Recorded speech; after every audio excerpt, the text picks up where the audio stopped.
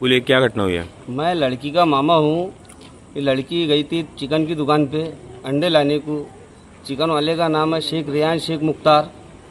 इन्हें लड़की के संगत में कुछ गलत व्यवहार करा और इसको ये ऐसे लड़के को हम पुलिस स्टेशन में गए कंप्लेंट कराने के लिए। पुलिस स्टेशन में कराए, वहाँ पे कार्रवाई हुई।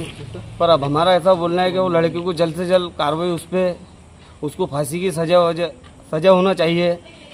और मैं रहता खामगांव 3:30-4 बजे हमको जैसी मालूम पड़ा, हम सरकारी हॉस्पिटल खामगांव के यहाँ पे आए। उसकी कार्रवाई करने के लिए आपको इतना बोलना चाहते। लड़की की उम्र क्या है? लड़की की उम्र है 9 साल की। लड़की एक पैर से अपाहिज है। आज संध्याकाळी 5:30च्या दरम्यान पोलीस स्टेशन पिंपळगाव राजा येथे फिर्यादी आले व त्यांनी सांगितले की त्यांची मुलगी 9 वर्षाची मुलगी हिच्यासोबत रेहान खान मुख्तार खान या व्यक्तीने अतिप्रसंग केला आहे। अशी माहिती मिळताच पोलीस स्टेशन पिंपळगाव राजा येथे आम्ही तात्काळ गुन्हा दाखल केला। गुन्हा दाखल करून दोन टीम त्याच्यामध्ये बनवण्यात आले।